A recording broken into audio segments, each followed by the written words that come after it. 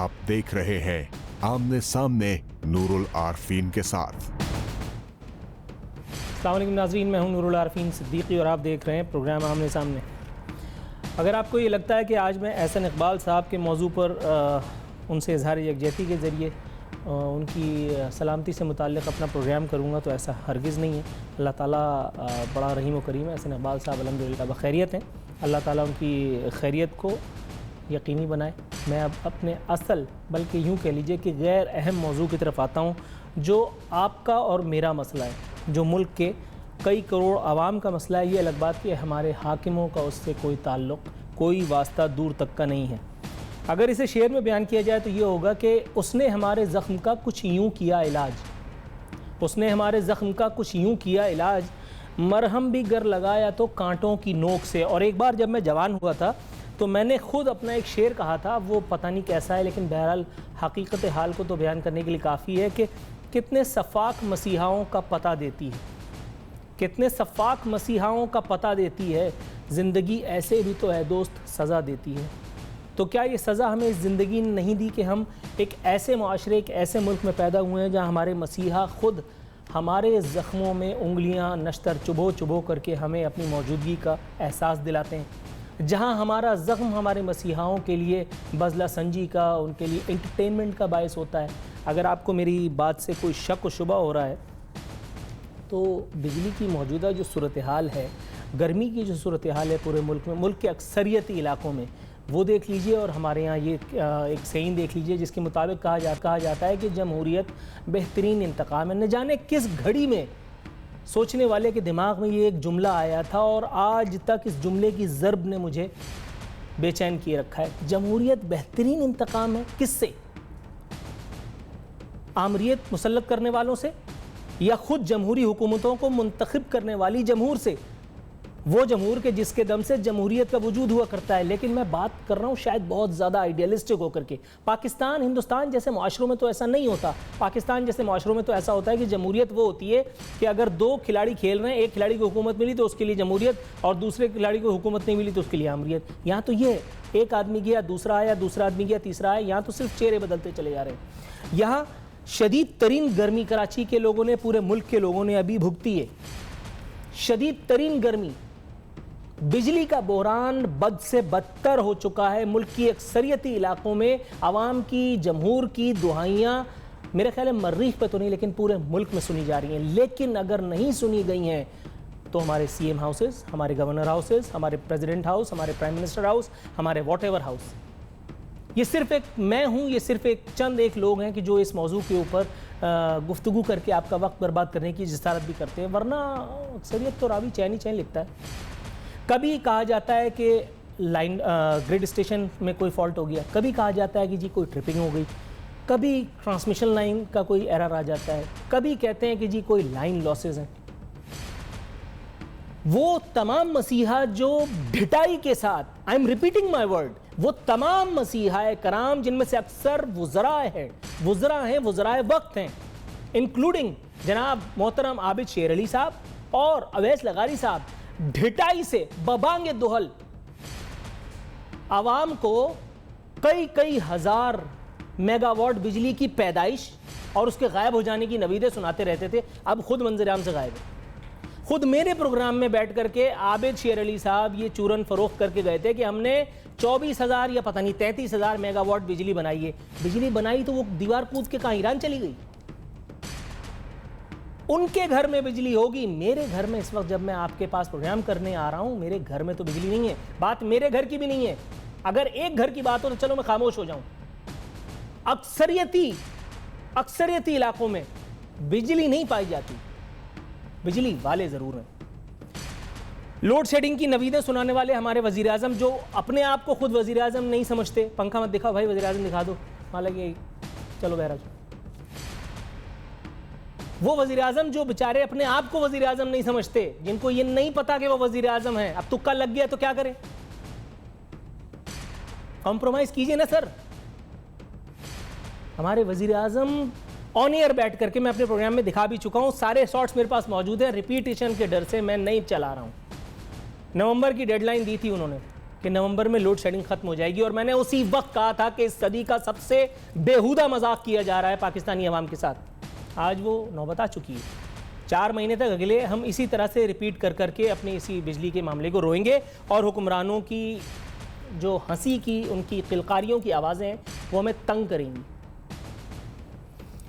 कराची में heat stroke का खदशा एक बार फिर दर आया था। पिछले 2 दिनों में कराची में गज़ब की गर्मी पड़ी।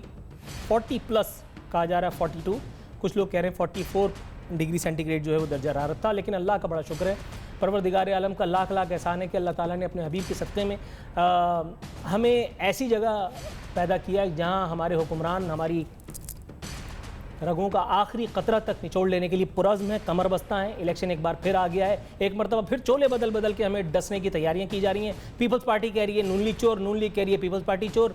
कल तक MQM चोर थी, अब MQM दूसरे चोरों को चोर कह रही है। अब हमें यह तय करना है कि इन 3 लोगों में से कौन चोर है, या तो मैं झूठ बोल रहा हूँ। गैस का कहा जा रहा था कि जी स्विट्जरलैंड गैस कंपनी गैस नहीं दे रही, बहुत दिनों तक ये ड्रामा चलता रहा। उसके बाद वज़ीर आज़म साहब फ्लाइट पकड़ के कराची आए। कराची में आकर के उन्होंने दोनों लोगों को हाथ खड़े करके, जैसे WWF में रेफरी दोनों के साथ सेटिंग करके वो चला जाता है, उसी तरह से वज़ीर आज़म साहब भी आगे चले गए। भाई ये क्या करने आए थे आप? स्विट्जरलैंड गैस कंपनी का कान मरोड़ करके आपने कहा कि गैस दो उनको, गैस तो दे दी, मगर के इलेक्ट्रिक वालों से कोई पूछेगा? या अपनी इलेक्शन मुहिम का चंदा लेने के लिए उनसे आपने मामलात किए में किसी सियासी जमात ने, उनसे भी तो कोई पूछो कि भाई ये गैस के ऊपर ही बिजली पैदा होती रहती है पूरे मुल्क में, पूरे दुनिया में, पूरे समाज में, या कहीं किसी और ज़रिए से भी बिजली पैदा होती है? फर्नेस ऑयल नाम की किसी चीज़ का नाम सुना है? के इलेक्ट्रिक की मैनेजमेंट को मुझे नहीं लगता शायद फर्नेस ऑयल, अब तो उसकी स्पेलिंग भी याद होगी, इसलिए नहीं याद क्योंकि हुकूमतें बहरहाल इंक्लूडिंग पीपल्स पार्टी, नाम लेके कह रहा हूँ, इंक्लूडिंग पीपल्स पार्टी, पाकिस्तान मुस्लिम लीग नवाज, PTI की हुकूमत आएगी इंशाल्लाह ताला, वो भी आप देख लेंगे। मैं पहले से पेशन गोई करके अभी यूथियों को अपने पीछे लगाना नहीं चाहता। सूबाई और वफाकी हुकूमतें बदस्तूर हुकूमत इंजॉय कर रही हैं। 18वीं तरमीम का रोना तो मौजूद है, और जाहिर है कि जमहूरियत फल फूल रही है, तो जमहूर खुश कैसे रह सकते हैं, और वो भी पाकिस्तान जैसे माशरे में। जमहूरियत है जनाब, अल्लाह का बड़ा शुक्र है कि जमहूरियत है। के इलेक्ट्रिक को बजट में 15 अरब रुपए का रिलीफ दे दिया गया। पता नहीं के इलेक्ट्रिक ने कितने लोगों को कितने अरब, कितने करोड़, कितने लाख रुपए का रिलीफ दिया, या कितनी सियासी जमातों को, या शायद वो इलेक्शन में आने वाले दिनों में देना होगा। लेकिन इस पर सबसे पुरलुत्फ बात जो हमारे हुक्मरानों की हिस्से मजाक का पता देती है कि हमारे हुक्मरान ऐसे किसी वक्त में भी एंटरटेनमेंट का कोई मौका हाथ से जाने नहीं देते। मियाँ साहब ने सूरत हाल का इन्वर्टेड कॉमास में नोटिस ले लिया। Can you believe? नोटिस ले लिया। उन्होंने कहा कि लोड शेडिंग का इशू हमारी हुकूमत की क्रेडिबिलिटी पे एक सवाल है। क्रेडिबिलिटी का जहां आखिरी मर्तबा मैंने पढ़ा था साख मतलब होता है, ये तो खबर है कि हुकूमत की साख कुछ बच गई है। चले, हुकूमत के तमाम वज़ीरों ने, जिनमें से मिफ्ता इस्माइल, जिनको अपोजिशन रादर मुफ्ता इस्माइल कहती है, अवैस लगारी साहब जो बहुत ही बबांगे दोहल आ करके धड़ल्ले से झूठ बोल रहे थे और आके खुशखबरियां सुना रहे थे कि नवाज शरीफ के चाहने वालों बलाएं लो, लोड शेडिंग खत्म। ये अलग बात कि अब हमारा जब्त जो है वो भी खत्म होता चला जा रहा है इस झूठ का एनकाउंटर करते करते। मगर हुक्मरानों को, वो ख्वाजा आसिफ साहब कहा करते थे ना, शर्म होती है, कोई हया होती है, लेकिन किसी शायर ने कहा था कि शर्म तुमको मगर नहीं आती। जमहूर दुआइयाँ दे रही है और जमहूरियत दूर खड़ी मुस्कुरा रही है, तालियां बजा रही है। इलेक्शन एक बार फिर सर पे है। एक मरतबा फिर हम इस बार किस हुकूमत के हाथों, किस पार्टी के हाथों डसे जाएंगे, इस बात का फैसला होना बाकी है। क्योंकि अगर इंतखाबात से ही अवाम को शऊर आता तो मेरा ख्याल है पाकिस्तान में तो ऐसा हो चुका होता था। पीपल्स पार्टी की हुकूमत गई, उसके बाद नून लीग की हुकूमत आई, अगली कोई हुकूमत आएगी, लेकिन सिस्टम तो वही सारा चल रहा है। सिर्फ चेहरे बदल रहे हैं, वज़ीर आज़म बदल रहे हैं, सब कुछ वैसे ही है। प्रोटोकॉल इंजॉय हो रहा है, हुकूमतें आकर के अपना टेन्योर पूरा कर रही हैं, उसके बाद आवाम को आकर के एक नई नई लॉलीपॉप देती हैं। आसिफ जरदारी साहब कह रहे हैं कि यूरिया की 500 रुपये में तुम्हें बोरी दूंगा, मुझे वोट दे दो।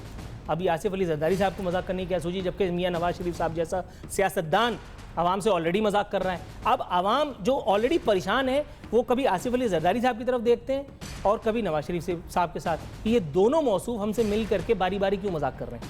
मजाक का ये मौजू, इसके ऊपर MQM ने भी एक मजाक किया है। वो मजाक क्या था, इसके बारे में बात करेंगे ब्रेक के बाद, क्योंकि यहाँ वक्त हुआ है मुख्तसर से कमेंट। ब्रेक से वापस आएंगे तो अपने मेहमानों से आपका तारुफ कराऊंगा।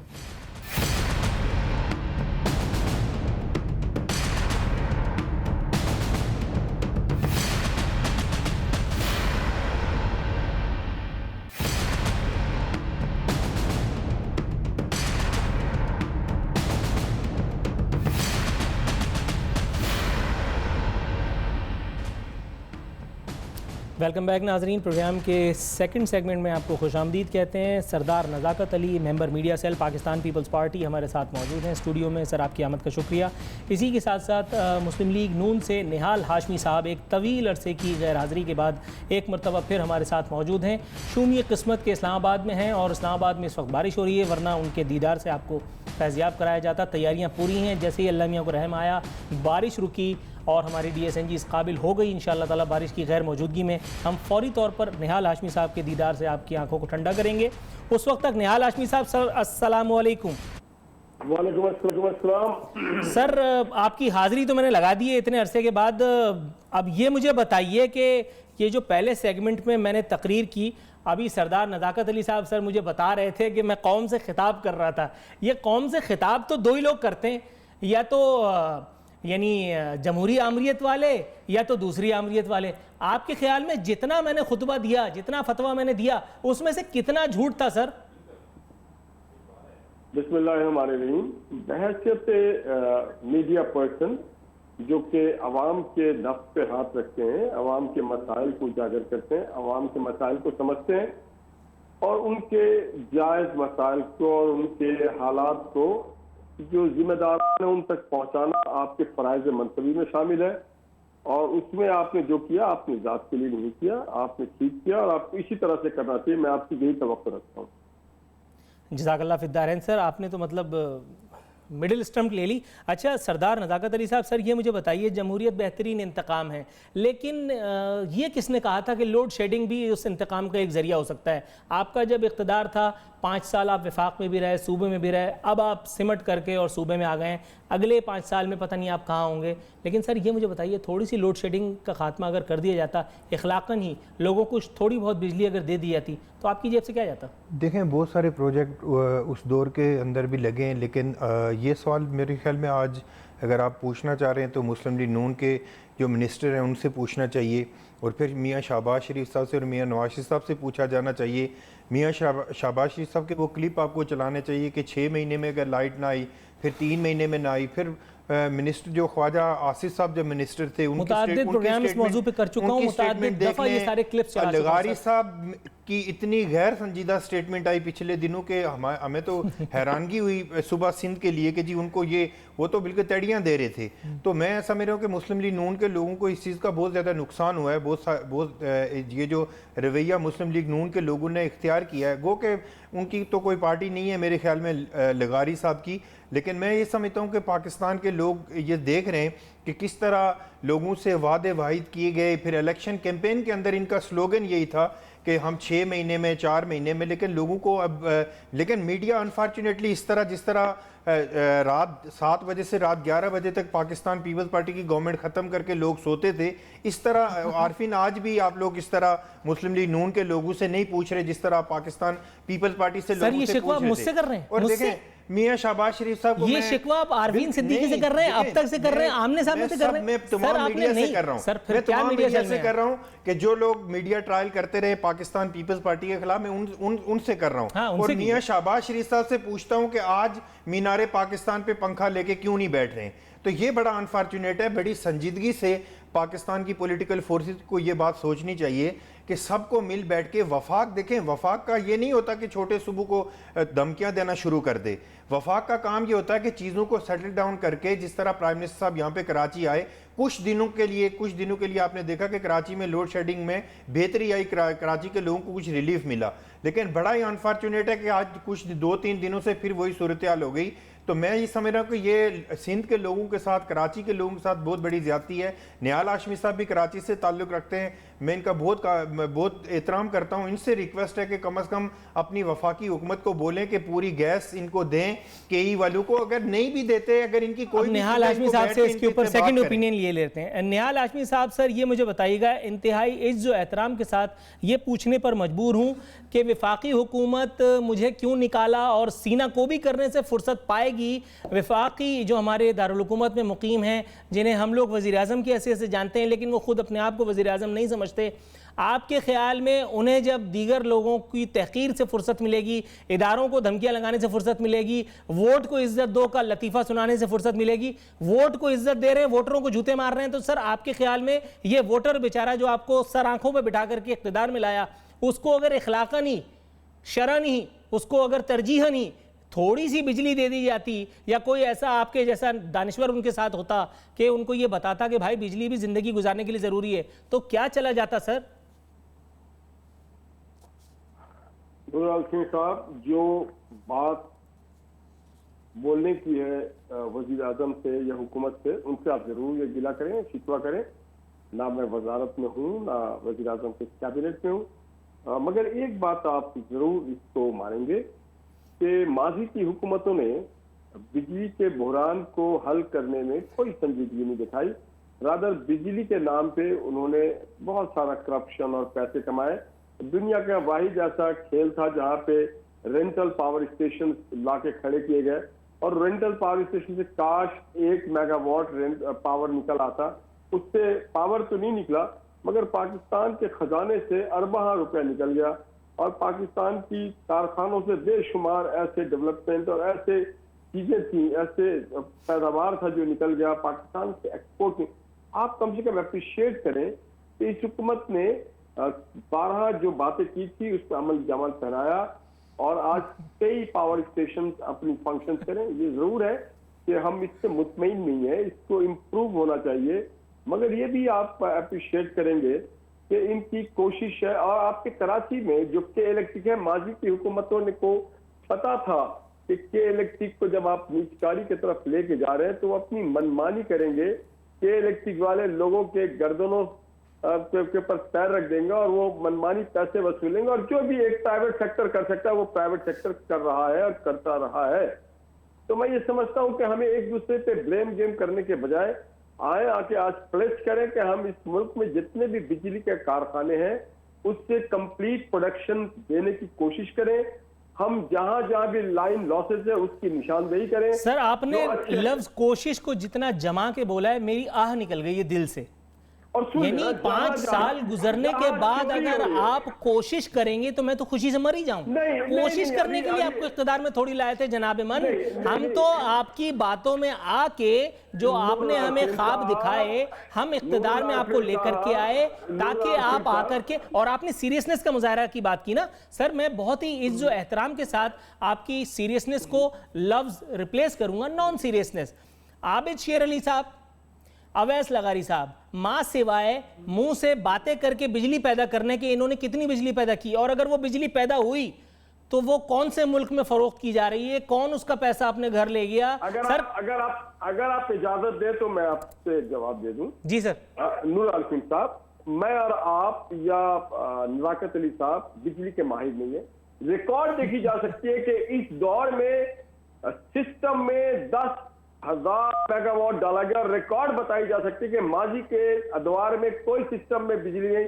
रिकॉर्ड ये कहता है कि इस दौर में भी जहां जहां पे हमारे दोस्तों की हुकूमत का इन्फ्लुएंस है वहां पे ताउन करना चाहिए कि एक तरफ तो गरीब लोग दे रहे हैं बिजली और बाज लोग ऐसे हैं कि बिजली का बिल नहीं दे रहे हैं। जो बिजली का बिल नहीं दे रहे हैं वो मुफ्त में बिजली इस्तेमाल कर रहे हैं और जो बेचारे दे रहे हैं उनके ऊपर डबल बोझ पड़ा। तो हम सबको मिलकर चाहिए, मैं ये कह रहा हूं कि कोशिश करें कि जो बिजली की लॉसेज है, जो चोरियां हो रही है, जो miss, even government of Sindh जो है वो कई जगहों पे बिजली की बिल अदा नहीं कर रही, जिसके वजह से वाटर बोर्ड अगर बिजली का बिल अदा नहीं कर रही तो कराची वाले सफर कर रहे हैं। वाटर बोर्ड को बिजली का बिल अदा करना चाहिए, के इलेक्ट्रिक को कई जगह। अच्छा, के इलेक्ट्रिक वाले जो वो सुई गैस का बिल अदा नहीं करे, तो ये एक अगर गवर्नेंस की कमजोरी है प्रोविंशियल गवर्नमेंट की, ऑटोनमस बॉडी की और उनकी जो वजारतें, उसकी जिम्मेदारी तो आप नहीं दे सकते। यकीनन एक चीज, अगर आप फर्नेस ऑयल इस्तेमाल कर रहे हैं या कोई भी ऐसी चीज इस्तेमाल कर रहे हैं जिससे आप बिजली पैदा कर रहे हैं या LNG कर रहे हैं या गैस कर रहे हैं, तो उसकी कीमत तो अदा करनी पड़ेगी।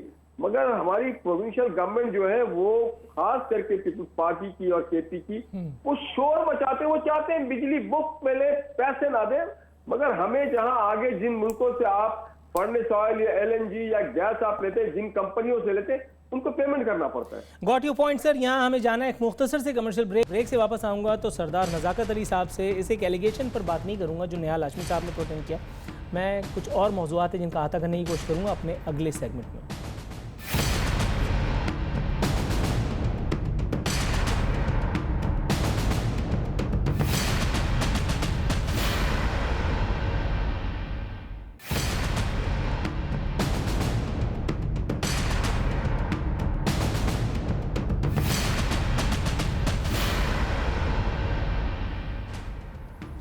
वेलकम बैक नाजरीन। प्रोग्राम के अख्तामी मरहले में दाखिल हो चुके हैं। मेरा एक दोस्त था किसी ज़माने में, अब वो मरहूम मग़फ़ूर हो चुका, अल्लाह ताला उसे गरीक़ रहमत करे। एक बात कहा करता था कि अल्लाह ताला शक्र खोरे को शक्र ज़रूर दिया करता है। इस बात पर यकीन मुझे आया जब मेरे सामने ये ख़बर चली आई। हालांकि अल्लाह जानता है कि मैं इस खबर को ट्रेस नहीं कर रहा था, ये मेरे सामने मौजूद हुई। आवाम के इलेक्ट्रिक के दफ्तर पर एहतजाज करेंगे, हमारी 3 दिन की दी गई मोहलत पर के इलेक्ट्रिक को गैस फराहम की गई। डॉक्टर फारूक सत्तार, यानी कैन यू बिलीव, चाय पिद्दी का शोरबा। सर सरदार नज़ाकत अली साहब, ये के इलेक्ट्रिक वाले जो अल्लाह मियां से नहीं डरते, वज़ीर आज़म को नहीं पूछते, सदर को नहीं पूछते, गवर्नर वज़ीर आला इनके सामने कुछ नहीं बेचते, ये टूटी फूटी लूली लंगड़ी माजूर MQM जो अदाकारी कर रही है एक आपस में भरत मिलाप का, आपके ख्याल में ये के इलेक्ट्रिक को डरा पाएंगे? देखें, फारूक सत्तार साहब शायद सोच रहे कि 23 अगस्त से पहले की MQM में जब अल्ताफ़ हसन साहब लंदन से एक हुक्म देते थे पूरा कराची बंद हो जाता था। फारूक सत्तार साहब मेरे ख्याल में वही कभी कभी उसी जोबन में चले जाते हैं जब MQM का उरूज था, यहाँ कराची में दहशतगर्दी और इंतहा पसंदी थी MQM की। लेकिन फारूक सत्तार साहब, मैं कह रहा हूँ कि फारूक सत्तार साहब का बड़ा कार्ड बना हुआ था, लेकिन पिछले दिनों जितनी इनकी कॉन्ट्रडिक्शंस आई हैं इनकी पॉलिटिकल स्टेटमेंट के अंदर, मैं ये समझता हूँ कि कराची के लोग अब ये TV पे आते हैं तो लोग हंसना शुरू हो जाते हैं। इन्होंने आमिर खान के लिए कहा कि शोधा की फैमिलियाँ आके मुझसे पूछती हैं कि भाई ये हमारे बच्चों का कातिल आपने क्यों साथ बैठाया हुआ है, कल फिर उसी कातिल के साथ बैठ गए। ये फारूक सत्तार साहब की स्टेटमेंट बता रहा हूँ।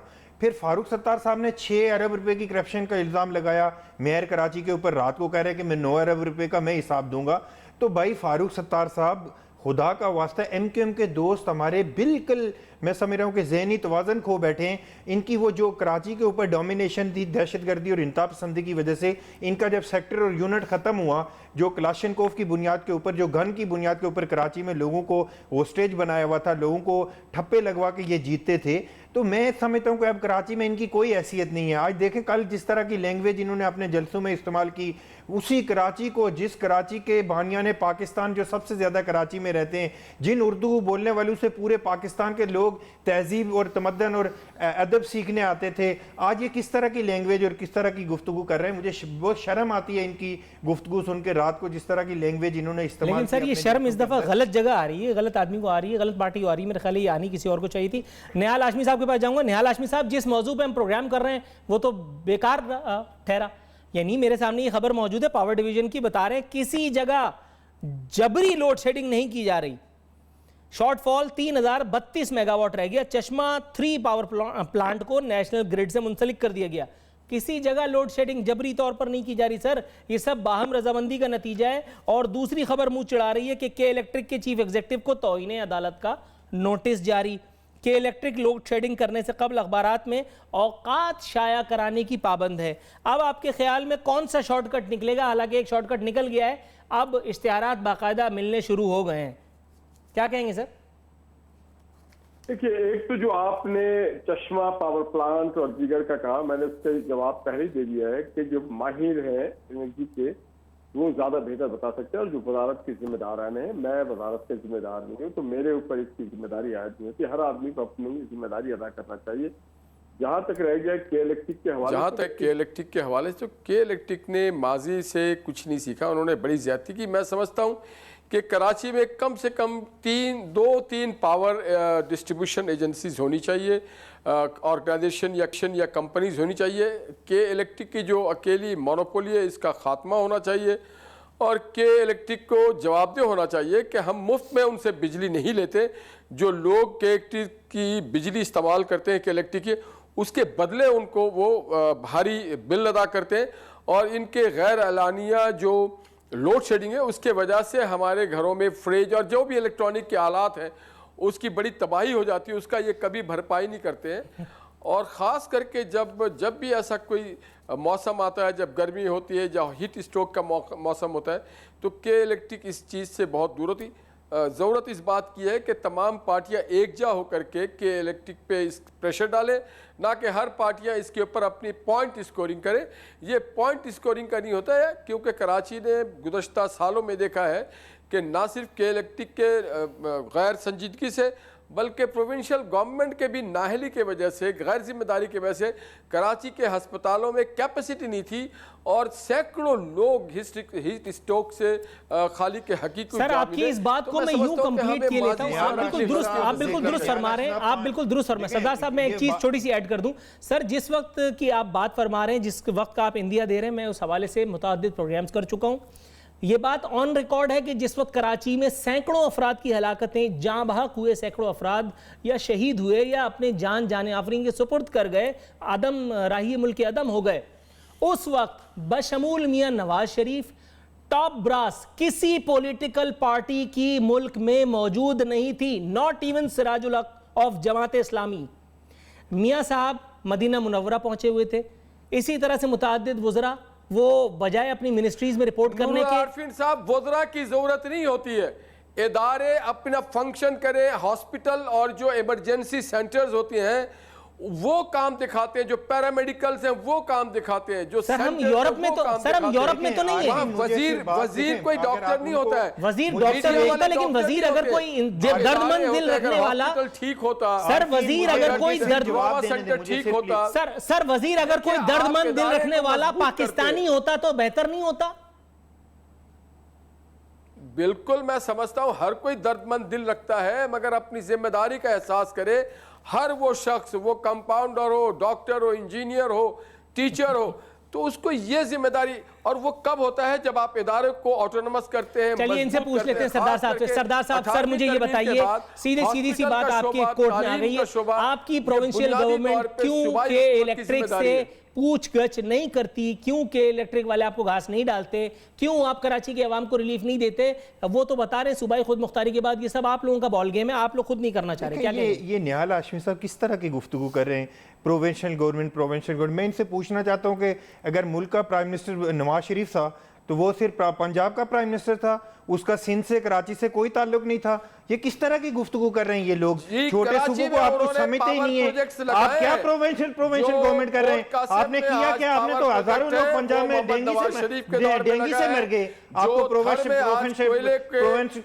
गवर्नमेंट के अलावा आपको कुछ आता नहीं है। आप पंजाब में जाके देखें, आप सिर्फ लाहौर देखें। निहाल साहब, मैं बात कंप्लीट कर लूं। अगर आप इस तरह करेंगे तो फिर बात नहीं हो सकेगी, ठीक है ना? आप जिस तरह मियां नवाज शरीफ साहब ने जिस तरह की आप लोगों के ऊपर करप्शन के इल्जाम आते हैं, आप ऑनरेबल सुप्रीम कोर्ट ने आपको सर्टिफिकेट दिए करप्शन के, आप सिर्फ प्रोविंशियल गवर्नमेंट की बात करते हैं। अब सवाल उनका ये था कि अब पूरी क़यादत ने मुल्क के जो अगर प्राइम मिनिस्टर थे तो कराची के भी वो प्राइम मिनिस्टर थे, वो मेरे भी प्राइम मिनिस्टर थे, वो आपके भी प्राइम मिनिस्टर थे। हर बात में प्रोविंशियल गवर्नमेंट। जो डेंगू से लोग मरे उनका जिम्मेदार कौन है? आज पंजाब के अंदर जिस तरह की हालत लोगों की है, 12-12, 15-15 घंटे की लोड शेडिंग हो रही है। आज वो शहबाज शरीफ के ड्रामे आपको नजर नहीं आ रहे? जो वहां पे बैठ के वो मीनारे पाकिस्तान पे बैठ के जो पंखा जोड़ते थे, बड़े अफसोस की बात है कि इन लोगों को कंस्ट्रक्टिव की तरफ तो जाना ही नहीं है। ये तो सिर्फ एक अपने आप को पंजाब का प्राइम मिनिस्टर समझते हैं। ये चीज नहीं होनी चाहिए। फैक्ट के ऊपर बात करें, फैक्ट के ऊपर बात करें। आज भी अगर कॉन्स्टिट्यूशनली केई का कोई कराची इलेक्ट्रिक का कोई रिस्पॉन्सिबल है तो वो आप है, वो आपकी गवर्नमेंट है। लेकिन आपने ऐसे ना लोगों को रखा हुआ है, आबिद शेर अली जैसे लोगों को रखा हुआ है कि जिसको असेंबली में 2 लफ्ज पढ़ना नहीं आते। आपने ओवैस निगारी को रखा हुआ है जो सिंध के सिंध के लिए सबसे ज्यादा ओवैस लगारी की नफरत पिछले दिनों सिंध के लोगों ने देखी। नालायक तरीन लोगों ने लोग आपने वो इलेक्ट्री के ऊपर रखा। आबिद शेर अली दुनिया का 7वां अजूबा आपने के इलेक्ट्री के ऊपर रखा हुआ है। किस तरह की बात करते हैं? प्रोविंस के ऊपर बात करते हैं के इलेक्ट्रिक आप जिम्मेदार हैं। अगर कराची में लोड शेडिंग होती है, कराची में लोड शेडिंग होती है तो वफाकी हुकूमत आप इस वक्त देख रहे हैं कि प्रोग्राम इस वक्त कंप्लीटली ऑटो मोड पे लगा हुआ है, किसी एंगल की जरूरत महसूस नहीं की जा रही। हमारे मेहमानों ने खुद ही अल्हम्दुलिल्लाह ड्राइव को शुरू कर दिया। आपने रेंटल पावर की बात की ना, आपसे मैं वजाहत पूछता हूं कि नंदीपुर पावर प्रोजेक्ट की करप्शन का तो बताएं क्या हुआ? आप किस तरह की बातें कर रहे हैं? आज पूरे पाकिस्तान में आप एक्सपोज हो चुके हैं। आप इस तरह की बात कर रहे हैं। आज पूरे पाकिस्तान में हमारी आला अदालतों ने आपको करप्ट डिक्लेयर किया, पाकिस्तान मुस्लिम लीग नून के लोगों को। आज आप किस तरह बात कर रहे हैं? पाकिस्तान पीपल्स पार्टी के ऊपर तो पाकिस्तान पीपल्स पार्टी ने तो 11 साल आसिफ जरदारी साहब ने जेल काटी है। इन्हीं अदालतों से वो बाइज्जत बरी हुए। आप किस तरह की बात कर रहे हैं? आप एक प्रोजेक्ट जो नंदीपुर पावर प्रोजेक्ट आप उसके ऊपर हाशमी साहब सर जेल की तरफ नहीं, सर जेल की तरफ गुफ्तगू न जाने दीजिए। आप करप्शन की बात ना सर, गुफ्तगू जेल की तरफ मत जाने दीजिएगा वरना बड़े मामलात हैं सर। और आप लोग बैठ के जिसके खिलाफ भी बात करना, चाहे ऑनरेबल सुप्रीम कोर्ट हो, चाहे पाकिस्तान के इदारे हो, चाहे पाकिस्तान की कोई भी सूबाई गवर्नमेंट हो, जिसके ऊपर आपका बहस चलता है, जो कुछ होता है मैं अपने दोनों मुअज़्ज़िज़ मेहमानों का इंतहाई ममनून और मशकूर हूँ। निहाल हाशमी साहब जिन्होंने एक तवील अरसे की गैर हाज़िरी के प्रोग्राम को शर्फ़ क़बूलियत बख्शा, नूरुल आरफीन सिद्दीकी के इस पेडिस्टल पे वो आए और अपनी हुकूमत की तर्जुमानी का फ़र्ज़ अदा किया। सरदार नज़ाकत अली साहब, सर आप दोनों हज़रात का मैं बहुत मशकूर हूँ कि आपने प्रोग्राम के कम अज़ कम इख्तितामी लम्हात में मुझे कतई ज़हमत नहीं दी। ऑटो मोड पे प्रोग्राम लगा हुआ था, मैं ख़ुद भी बैठ करके बस यही सोच रहा था कि मैं कहाँ फंस गया हूँ। लेकिन अब प्रोग्राम को इख्तिताम पजीर करते हुए मुझे ये रिलीफ ज़रूर है कि कल मेरी छुट्टी है, इसलिए मैं ज़रा हंसते हंसते इस प्रोग्राम को वाइंड अप करूँगा। नाज़रीन, अल्लाह का बड़ा शुक्र है कि हमने कोशिश की किसी नतीजे पर पहुंचने की, लेकिन जो मामलात थे वो आपने खुद अपनी आंखों से देख लिए। इस मसले का हल कब निकलेगा इसका फैसला फिर आने वाले वक्त और अल्लाह ताला पे छोड़ते हुए यहाँ नूरुल आरफीन सिद्दीकी और आमने सामने की टीम को इजाज़त दीजिए। फ़ी अमान अल्लाह।